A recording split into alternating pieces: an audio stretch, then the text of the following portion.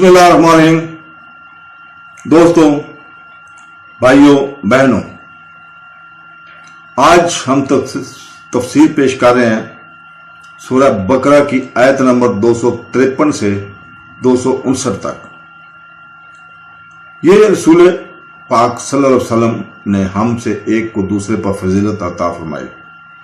इनमें किसी से अल्लाह ने कलाम फरमाया, कोई वो है जिसे सब पर दर्जों बुलंदी अता फरमाई। और हमने मरीम के बेटे ईसा को खुली निशानियां दी और पाकीज़ा रूह से इसकी मदद की। और अगर अल्लाह चाहता तो इनके बाद लेकिन उनके ने आने आपस में इख्तलाफ किया तो इनमें कोई मोमिन रहा और कोई काफिर हो गया। अगर अल्लाह चाहता तो वो ना लड़ते, मगर अल्लाह जो चाहता है करता है। इस आयत में अंबिया कराम सल्लल्लाहु अलैहि वसल्लम की अजमत और शान का बयान है।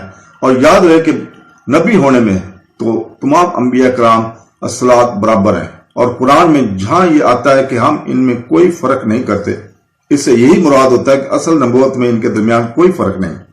अलबत्ता इनके मरातब जदागाना है, खसास और कमालात में फर्क है। इनके दर्जात मुख्तलिफ है, बाज से आला है और हमारे आका सल्लल्लाहु अलैहि वसल्लम सबसे आला है। ये इस आयत का मजमून है और इसी पर तमाम उम्मत का इजमा है। तो आयत नंबर नेक्स्ट में फरमाते हैं, हाँ, आयत में बाज के अफजल फरमा गया। इससे मालूम हुआ कि यूं नहीं कहना चाहिए कि बाज से बात अदना है, कि ये अदब के मुताबिक नहीं। अंबिया कराम सल्लल्लाहु अलैहि वसल्लम के फजाइल बयान करने में एहतियात बरतनी चाहिए। जब अंबिया कराम अलैहि सलाम के बामी फजाइल बयान किए जाएं तो सिर्फ वो फजाइल बयान करें जो कुरान मजीद, हदीस मुबारक या औलिया अलमा से साबित हों।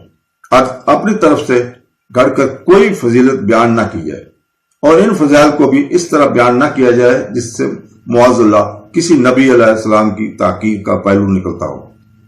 तीन अंबिया कराम अलैहिस्सलाम के खुसूसी फजाइल इस आयत में जुमला अंबिया कराम अलैहिस्सलाम में से बतौर खास तीन अंबिया कराम अलैहिस्सलाम का जिक्र फरमाया गया। एक हजरत मूसा अलैहिस्सलाम हैं जिनसे अल्लाह ताला ने कोई तूर पर बुला वास्ता कलाम फरमाया, जबकि यही शर्फ सैयदना अंबिया सल्लल्लाहु अलैहि वसल्लम को महराज में हासिल हुआ।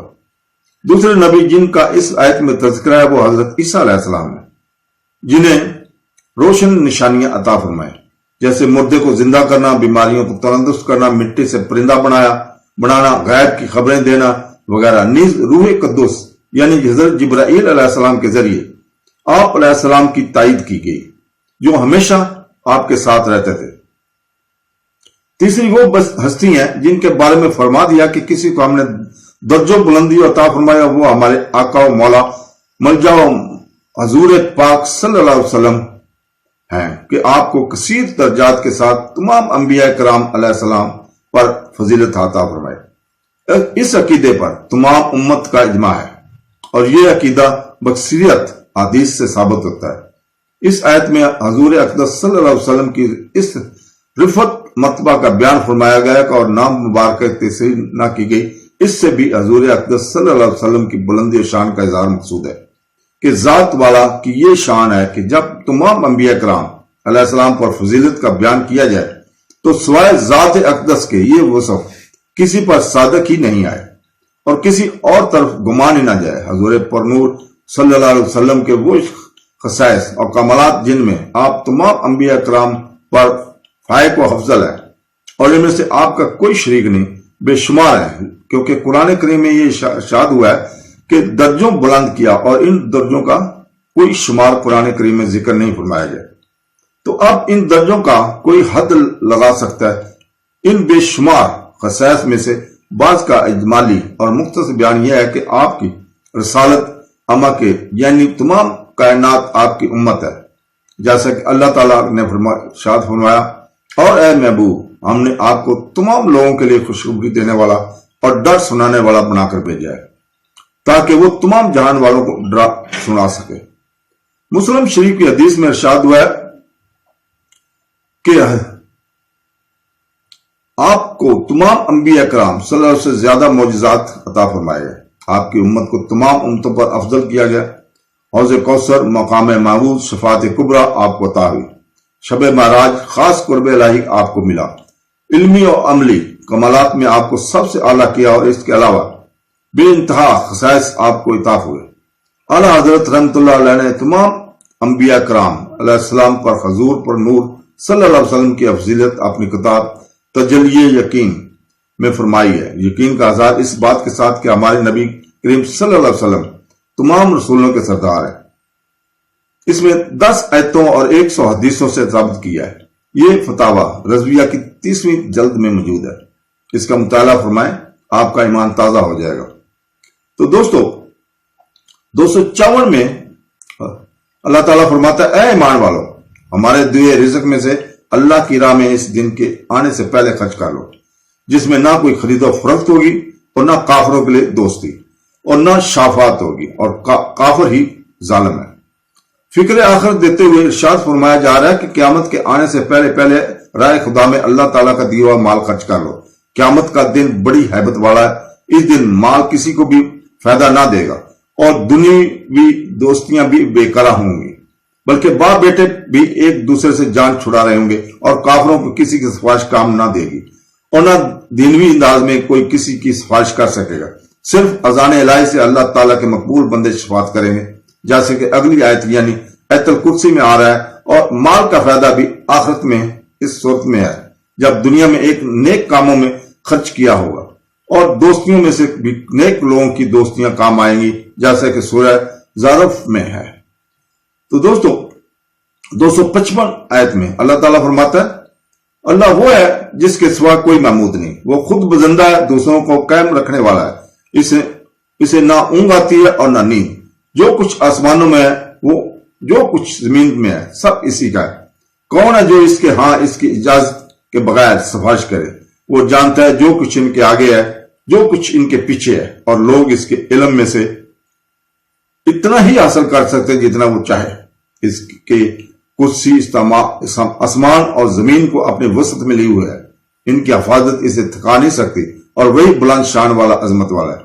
اس آیت میں اللہ تعالیٰ کی وحدیت اور اس کی توحید کا بیان ہے، اور اس آیت کا خلاصہ یہ ہے کہ اللہ تعالیٰ واجد الموجود ہے اور عالم کو ایجاد کرنے اور تدبیر کر فرمانے والا ہے۔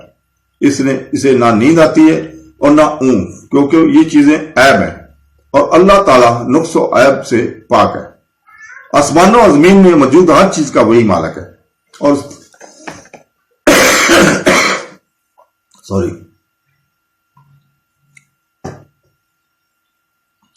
تو دوستو اللہ تعالیٰ نقص و عیب سے پاک ہے۔ آسمانوں اور زمین میں موجود ہر چیز کا وہی مالک ہے، اور ساری کائنات میں اس کا حکم چلتا ہے۔ تو جب سارا جہان اس کے ملک ہے تو کون اس کا شریک ہو سکتا ہے؟ مشرکین یا تو ستاروں اور سورج کو پوجتے ہیں جو آسمانوں میں ہیں، یا دریاؤں، پہاڑوں، پتھروں، درختوں، جانوروں، آگ وغیرہ کو پوجتے ہیں جو زمین میں ہیں۔ تو جب آسمان اور زمین کی ہر چیز اللہ تعالیٰ کی ملک ہے تو یہ چیزیں کیسے پوجنے کے قابل ہو سکتی ہیں؟ اور مشرکین جو یہ گمان کرتے ہیں کہ بت شفاعت کریں گے، اور تو وہ جان لیں کہ کفار کے لیے کوئی شفاعت نہیں، اللہ تعالیٰ کے حضور اجازت افغان حضرات کے سوا کوئی شفاعت نہیں کر سکتا، اور اجازت والے حضرات انبیاء کرام علیہ السلام، اولیاء رحمت اللہ علیہ اور مومنین ہیں۔ اللہ تعالیٰ ہر چیز کا علم رکھتا ہے، اور خواہ اس کا تعلق لوگوں سے مقابل کا ہو یا معبد کا، امور دنیا کا ہو یا امور آخرت کا۔ اللہ تعالیٰ کے علم سے کسی کو کچھ نہیں مل سکتا جب تک وہ نہ چاہے، اور وہ عطا نہ فرمایا ذاتی علم اسی کا ہے، اور اس کے دیے سے کسی کو عطائی علم ہو سکتا ہے، جیسے وہ اپنی مشیت سے لوگوں کو اسرار کائنات پر اور انبیاء اور رسول صلی اللہ علیہ وسلم کو غیب پر مطلع فرماتا ہے۔ اللہ تعالیٰ کی عظمت ہے، نہایت ہے۔ اس آیت میں الیات کے اعلی مسائل کا بیان ہے۔ جتنا اس میں غور کرتے جائیں اللہ تعالیٰ کی عظمت اور اس کے بارے میں عقائد اتنا ہی واضح ہوتے جائیں گے۔ تو دوستو اس آیت کو آیت الکرسی کہتے ہیں۔ حدیث میں اس کے بہت فضیلتیں بیان کی گئی ہیں، ان میں سے 4 فضائل درج ذیل ہیں۔ آیت الکرسی قرآن مجید کی سب سے عظیم آیت ہے۔ نمبر 2، جو سوتے وقت آیت الکرسی پڑھے تو صبح تک اللہ تعالیٰ اس کی حفاظت فرمائے گا اور شیطان اس کے قریب نہ آ سکے گا۔ نمازوں کے بعد آیت الکرسی پڑھنے پر جنت کی بشارت ہے۔ رات کو سوتے وقت پڑھنے پر اپنے اور پڑوسیوں کے گھروں کی آواز کی بشارت ہے۔ اللہ تعالیٰ 256 میں فرماتا ہے دین میں کوئی زبردستی نہیں، بے شک ہدایت کی راہ گمراہی سے خوب جدا ہو گئی ہے۔ تو وہ جو شیطان کو نہ مانے اور اللہ پر ایمان لائے، اس نے ہمارا مضبوط سہارا تھام لیا، جس سہارے کو کبھی کھلنا نہیں، اور اللہ سننے والا جاننے والا ہے۔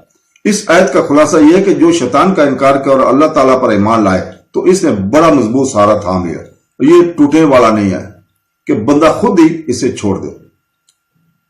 نمبر 1، صفات الہی کے بعد کہ آپ عقل مند آدمی کے قبول حق میں تاخیر کرنے کی کوئی وجہ باقی نہیں۔ کسی کافر کو جبرن مسلمان بنانا جائز نہیں، مگر مسلمانوں کو جبرن مسلمان رکھنا ضروری ہے، کیونکہ یہ دین اسلام کی توہین اور دوسرے کے لیے بغاوت کا راستہ ہے، جسے بند کرنا ضروری ہے۔ لہذا کسی مسلمان کو مرتد ہونے کی اجازت نہیں دی جا سکتی، یا تو وہ اسلام لائے یا اسے قتل کیا جائے گا۔ اللہ تعالیٰ نے بنی اسرائیل کے مرتدین سے فرمایا تھا اس آیت میں کہ ایمان کے لیے ضروری ہے کہ کافر پہلے اپنے کفر سے توبہ کرے اور بیزار ہو، اس کے بعد ایمان لانا صحیح ہوتا ہے۔ اگر کوئی مرتد ہو جائے تو وہ بھی صرف کلمہ پڑھ لینے یا مسلمانوں والا کوئی دوسرا کام کر لینے سے مسلمان نہ ہوا، جب تک اپنے اس ارداتن سے توبہ نہ کرے۔ نمبر 3، اس آیت میں طاغوت سے بچنے کا جو فرمایا گیا ہے، اس سے معلوم ہوا کہ اسلام پر مضبوطی سے وہ قائم رہ سکتا ہے جو بے دینوں کی صحبت، ان کی الفت، ان کی کتابیں دیکھنے، ان کی واز سننے سے دور ہے، اور جو اپنے ایمان کی رسی پر خود ہی چھریاں چلائے گا، اس کی رسی کاٹنے سے بچنا مشکل ہے۔ 257 میں اللہ تعالیٰ فرماتا ہے اللہ مسلمانوں کا والی ہے، انہیں اندھیروں سے نور کی طرف نکالتا ہے، اور جو کافر ہیں ان کی حمایتی شیطان ہے اور انہیں نور سے اندھیروں کی طرف نکالتے ہیں، یہی لوگ دوزخ والے ہیں، یہ ہمیشہ اس میں رہیں گے۔ اس آیت کا خلاصہ یہ ہے کہ اللہ تعالیٰ مومنوں کا دوست ہے کہ انہیں کفر اور ضلالت کی تاریکی سے ایمان اور ہدایت کی روشنی کی طرف لے جاتا ہے، انہیں انبیاء کرام صلی اللہ علیہ وسلم اور صالحین کے طریقے سے طرف لاتا ہے، جبکہ کافروں کا دوست شیطان ہے جو انہیں فطرت سوائی کے روشنی سے کافر کی طرف تاریکیوں کی طرف لے جاتا ہے۔ حل کا راستہ ایک ہی اور باطل کے بہت سارے راستے ہیں، اس لیے یہاں نور کو واحد ہے اور ظلمات کو جمع کر ذکر کیا گیا ہے۔ یاد رہے کہ مومنوں کی نور کی طرف جانے کا سب سے بڑا ذریعہ حضور پاک صلی اللہ علیہ وسلم ہے، چنانچہ سورہ ابراہیم آیت نمبر 1 میں اللہ تعالیٰ نے ارشاد فرمایا ہم نے آپ کی طرف کتاب نازل فرمائی تاکہ آپ لوگوں کو تاریکیوں سے نور کی طرف نکالیں۔ 258 میں اللہ تعالیٰ فرماتا ہے اے حبیب تم نے ان کو نہ دیکھا تھا جس نے ابراہیم سے اس کے رب کے بارے میں اس بنا پر جھگڑا کیا کہ اللہ نے اس سے بادشاہی دی، جب ابراہیم نے فرمایا میرا رب وہ ہے جو زندگی دیتا ہے اور موت دیتا ہے، اس نے کہا میں بھی زندگی دیتا ہوں اور موت دیتا ہوں۔ ابراہیم علیہ السلام نے فرمایا تو اللہ سورج کو مشرق سے نکالتا ہے، پس تو اسے مغرب سے نکال، تو اسے کافر کو ہوش اڑ گئے اور اللہ ظالموں کو ہدایت نہیں دیتا۔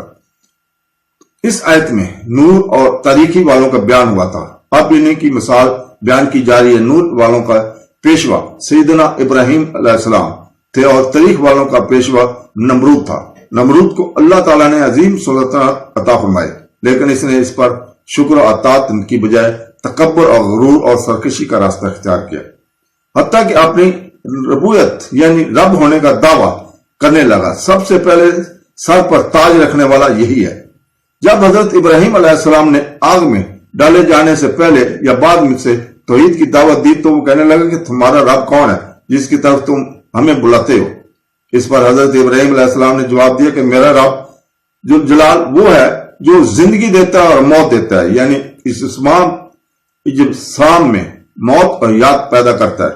خدا کو نہ پہچاننے والے کے لیے یہ بہترین رہنمائی تھی، اور اس میں بتایا گیا تھا کہ خود تیری زندگی اس کے وجود کی گواہی ہے۔ تو ایک بے جان نطفہ تھا جسے اس کریم نے انسانی صورت دی اور حیات عطا فرمائی۔ نیز میرا خدا وہ ہے جو زندگی کے بعد پھر زندہ اجسام کو موت دیتا ہے، اس کی قدرت کی شہادت خود تیری اپنی موت اور حیات میں موجود ہے۔ لہذا اس خدا بند قدوس کی وجود سے ہی بے خبر رہنا کمال درجے کی جہالت اور حماقت اور انتہائی بدنصیبی ہے۔ یہ دلیل ایسی زبردست تھی کہ اس کا جواب نمرود سے نہ بن پڑا۔ इस ख्याल से कि मजमा के सामने इसके लाजवाब और शर्मिंदा होना पड़ा, इसने ख्वाह मुखा की बहस शुरू कर दी। चुनाचे नमरूद ने 2 शख्सों को बुलाया, इनमें से एक को कत्ल कर दिया और दूसरे को छोड़ दिया, और कहने लगा कि मैं भी जिंदा करता और मौत देता हूं, यानी किसी को गिरफ्तार करके छोड़ देता हूं और इसको जिंदा कर देता हूं। इसकी नहायत अहमकाना बात थी। कहां कत्ल करना, छोड़ना, और कहां मौत और हयात पैदा करना। कत्ल किए हुए शख्स को जिंदा करने से आजिज रहना और बजाय इसके जिंदा को छोड़ देने का जिंदा करना कहना ही इसकी जिल्लत के लिए काफी था। अक्ल और शऊर रखने वाले पर इससे ज़ाहिर हो गया कि जो दलील और हुज्जत हजरत इब्राहिम अलैहिस्सलाम ने कायम फरमाई वो हर शक व शुबा की काट देने वाली है और इसका जवाब मुमकिन नहीं। लेकिन चूंकि नमरूद ने शर्म मटाने के लिए कुछ न कुछ जवाब दे ही दिया था, अगरचे वो सरासर बातिल था, लिहाजा हजरत इब्राहिम अलैहिस्सलाम ने इस पर मुनाजरा गिरफ्त फरमाई कि मौत और हयात का पैदा करना तो तेरी कुदरत में नहीं, ऐ रबूयत के झूठे दावेदार, तो इससे आसान काम ही करके दिखा, और वो ये कि एक मुतारक जिस्म की हरकत को बदल दे, यानी सूरज में जो मशरक से तुलू होता है इसे मगरब से तुलू कर दे। ये सुनकर नमरूद हक्का बक्का रह गया और कोई जवाब ना दे सका। अकायद में मुनाजरे का सबूत इस आयत से अकायद में मुनाजरा करने का सबूत होता है, और ये सुन्नत अंबिया अलैहिस्सलाम है।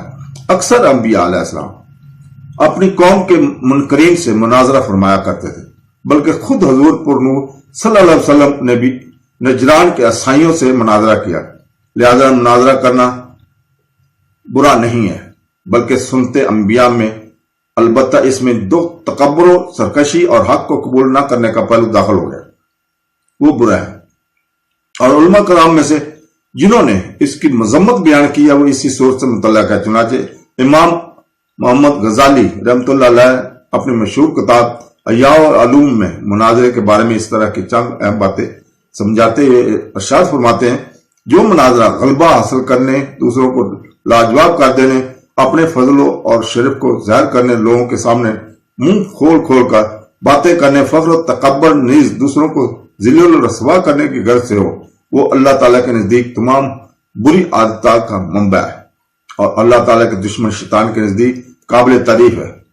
बातनी बुराइयों मसलन तकब्बर, खुद पसंदी, हसद, बगज, पाकजात बनने और जब चाह वगैरह के साथ मुनाजरे को वही निस्बत है जो शराब को ज़ाहिरी बुराइयों की मसलन ज़िना, अल्जाम, तराशी, कत्ल और चोरी वगैरह के साथ है।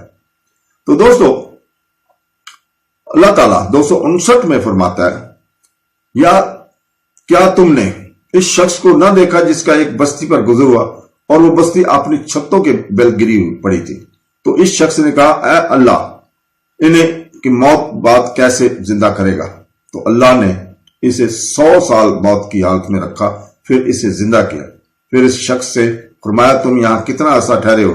इसने अर्ज की कि मैं 1 दिन या 1 दिन से भी कुछ कम वक्त ठहरा हूं। अल्लाह ने फरमाया, नहीं, बल्कि तू यहाँ 100 साल ठहरा है और अपने खाने और पीने के देखकर अब तो बदबूदार भी नहीं हुआ, और अपने गधे को देख जिसकी हड्डियां तक सलामत न रहें। और ये सब इसलिए किया गया ताकि हम तुम्हें लोगों के लिए एक निशानी बना दें, और इन हड्डियों को देखकर हम कैसे इन्हें उठाते, जिंदा करते, फिर इन्हें गोश्त बनाते हैं। तो जब ये मामला इस पर ज़ाहिर हो गया तो वो बोल उठा, मैं खूब जानता हूं कि अल्लाह पर हर चीज पर कादर है। तो दोस्तों ये थी इस तफसीर का हिस्सा। अल्लाह ताला हमें तफसीर, कुरान पाक, हदीस पढ़ने की तौफीक अता फरमाए। आमीन सुम्मा आमीन। अल्लाह हाफ़िज़।